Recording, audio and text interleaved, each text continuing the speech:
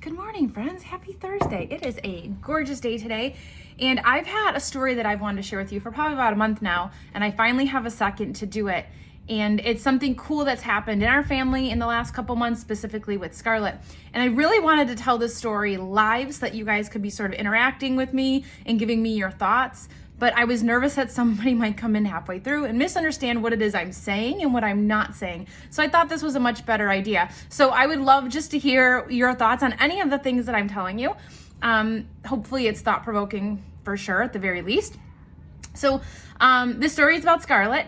And if you have close to our family at all, then you know that there's like a running joke that Scarlett was born without an immune system because she is a kid who catches everything and has been sick pretty much her entire 5 years of existence. So this is just something that we put up with for the first bunch of years of her life. It was a cycle of a lot of antibiotics along with trying other things, but we kind of just dealt with it as it came for the last couple years. Well, the biggest thing we've been dealing with in the last 2 years has been sleep apnea. And you may know adults with sleep apnea, but kids with sleep apnea is like a whole other monster.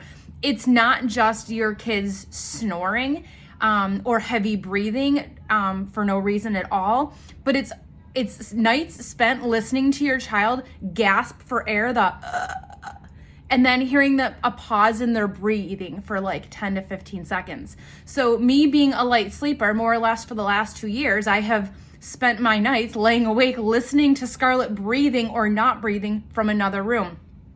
So I did take her into the pediatrician a few times. They really said there was nothing she could do about it, but we dealt with it for a bit. And the reason why I didn't take more proactive measures earlier on was because I had dealt with this with Ashley, my middle daughter, who's now 12. She had terrible sleep apnea, and we kind of walked through the same process with her. She wasn't getting much sleep. Her quality of sleep was really low. She was very moody and grumpy during the day. She was sleepwalking almost every single night, which terrified the entire family.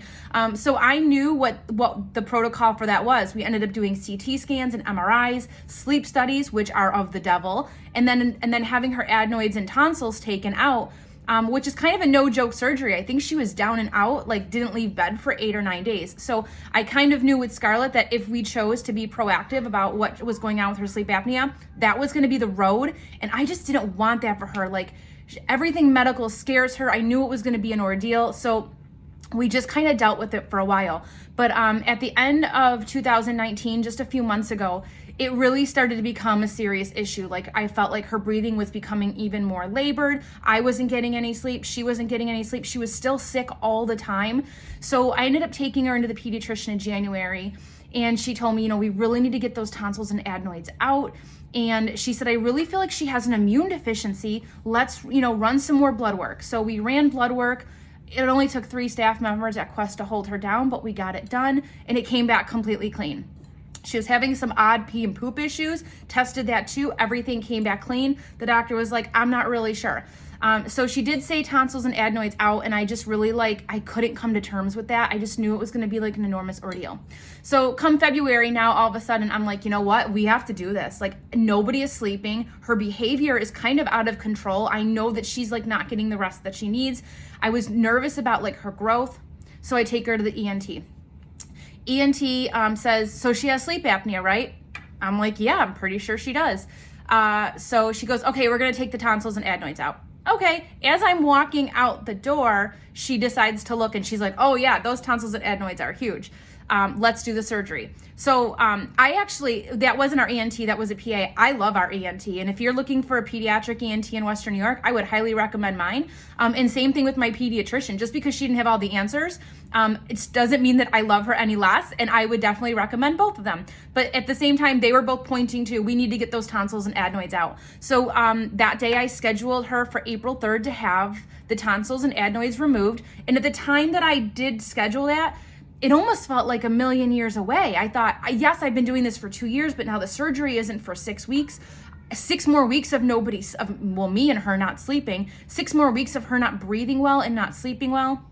So the 6 weeks felt far. at that point. So now we inch closer to that April 3rd date, and I'm now looking forward to it. I begin preparing Scarlett for what that might look like to have surgery and go into the hospital, and I feel like we're sort of in a good place. But then, in walks COVID. So about really like 5 days before the surgery, they called and said, Mrs. Frondin, we have to cancel her surgery. And I said, okay, when do you want to reschedule it for? And she said, maybe the fall, but that's indefinite. I said, okay. So I hung up the phone and I was in tears. I was like, oh my gosh, how much longer are we going to have to do this? And then the mom guilt sets in. Why didn't I do this 2 years ago? Like, now I've let this go, and who knows if she's ever going to be able to even have the surgery.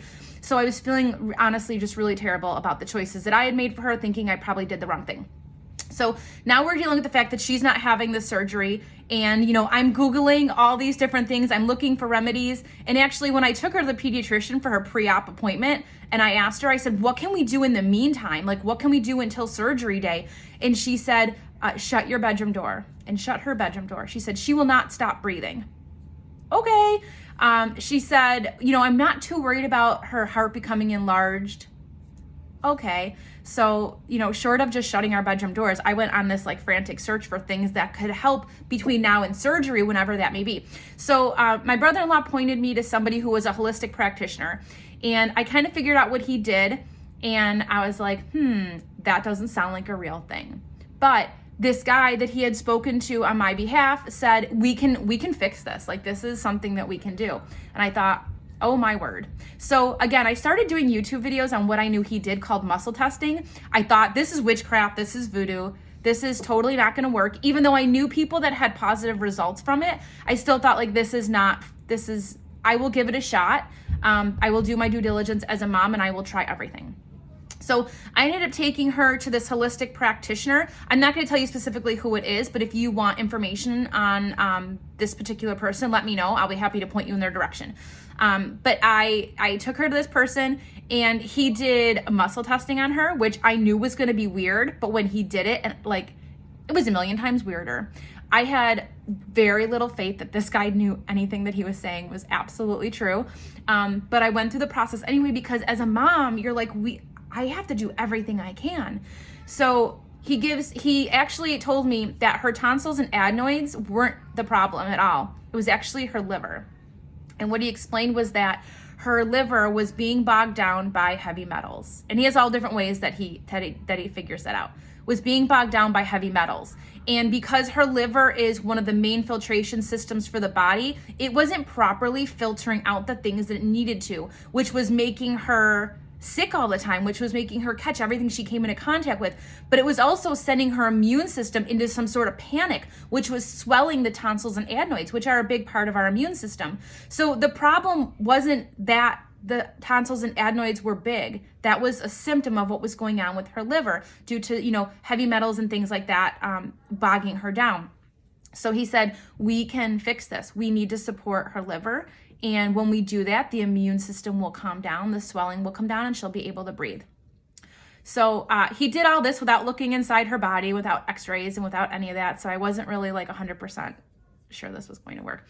But he gave her a bunch of all natural supplements. He explained to me how they were going to work. So I said, we'll give it a try. And this is not a cheap process, which was a tough pill for me to swallow, because we are blessed to have free healthcare because Jason's active duty, and we don't even have copays. So to go from, I can go have surgery for nothing, to now I'm going to spend a chunk of money doing something holistic that I don't even know will work, was like, oh my gosh, what a leap of faith. So the first week she's taking these supplements, we're doing these different things, and I think that she improved. I'm like, I feel like she's snoring less, I feel like she's breathing better, but it's been a week, like, who really knows? Okay, so now week 2, and Scarlett is seeing this guy each week, and he's helping us tweak her diet and find different things that work, and kind of just clean things up a little bit. So now we're improving her diet, and now we're doing these supplements that are supposedly working to detox her body of heavy metals, but also to support her liver. Week 2, oh my gosh, like, she is definitely breathing better. Yeah, for sure. Week 3, so much improvement. Week 4, so much improvement. By week 5, she's not snoring. She's sleeping through the night. She never sleeps through the night. Like, her sleep is so interrupted that she's getting up for all different reasons during the night. Well, now she's sleeping through the night. I can't even hear her breathe from another room. There's times where she'll snore for a few minutes, but it's not all night long. I don't hear her gasping, and I feel like this has been healed, and it's been, now a month since I felt that way. So actually the ENT called last week and said, Mrs. Frondon, we are now ready to reschedule the surgery. How is Scarlett doing? And I said, you know what? I don't think it's necessary. We saw somebody who was holistic and they had some great solutions for us and it seems to be working it. And she said, oh my gosh, doctor will be so excited to hear that. That is amazing. If you need anything, just let us know. I mean, how insane is that? So these are the things that I hope you would take away from it. Number one, our bodies were made by a brilliant creator, and they are absolutely amazing. And they are designed to work a certain way. They are designed to fight things and to heal things. And when we keep them strong and capable of doing that, there's almost nothing that we can't come out of. Now, not everything, but there is a lot of stuff that can be healed and prevented just on the way that we are treating our bodies. I know that now. I didn't really think that like 6 months ago, but now I'm seeing for myself that is true. I think it's important to protect our bodies. I think it is important, to be eating those healthy, clean foods. I also think that it's important that we don't overburden our immune system with all of these things. Now, I have an idea. I do believe that Scarlett has a tough time detoxing heavy metals and probably came into contact with far more than she needed. I have a few ideas of how that happened, but there are ways to detox it to a certain extent. But if we can keep our immune system running well, oh my gosh, I just feel like we can almost do anything. So if you're already using Norwex and you have already sort of committed to not having those chemicals in your house, I mean, that is amazing. Good for you. You are making super smart choices. You are doing yourself and your family such an enormous service just by making sure that they're not coming into contact with those chemicals, burdening their immune system, burdening down the parts of their body that are designed to filter. And eating those whole foods and keeping a mostly clean diet helps with that too. So I just wanted to remind you of that. What I'm not saying is that traditional medicine doesn't work and isn't necessary. I'm not saying that at all. Again, my ENT and my pediatrician are absolutely fantastic. I really admire both of them. The fact is though, when I go to an ENT with a kid who has sleep apnea and has enlarged tonsils and adenoids, he's going to take his training and his knowledge and go, okay, we can take those out and that works. It doesn't mean he doesn't believe in holistics, but that's not part of his toolbox, so it's not something that he's going to be offering me. He's going to offer me what he has to offer, right? Just like my pediatrician. She has certain knowledge and certain things in her toolbox. That's what she's going to offer me. And same thing with the holistic. So if you have certain ailments that you feel like you could benefit from something holistic, give it a shot, because I really didn't want to give it a shot, and I did, and it was, to me, honestly, it was a testament to how God designed our bodies, and it was a testament to, the benefits of having an open mind. But it's pretty amazing. Our family considers this an enormous blessing. Me specifically, because now I'm actually getting some sleep for the first time in like a million years. But I would encourage you to keep protecting your body by keeping it full of healthy foods and keeping it away from toxins. I would definitely encourage you, if you are having certain ailments, it may benefit you to try something holistic. And I know that this particular practitioner and other holistic practitioners, they claim amazing success with things like diabetes, high blood pressure, allergies, again, the sleep apnea, all kinds of GI issues, all kinds of seriously amazing things. In fact, I've started bringing Ashley there, and we'll be going there actually this morning, and we are working to get her off her allergy meds, which she has been on for years, and some other medications that she's taking. So I think it has been well worth our time. It is certainly well worth the money. But again, I just wanted to encourage you. Our bodies are amazing, and we have a lot of control over how well they work. So I hope that story maybe just inspired you to take a second look at maybe some of the things that you're doing, or just encourage you in what you are already doing. And that's it. I'm sorry that took so long, but I really wanted to share that with you guys. All right, it is going to be an absolutely gorgeous Thursday. I plan on being outside, and I hope that you will too. Vitamin D, also super good for us. All right, ladies, have a good day. Bye.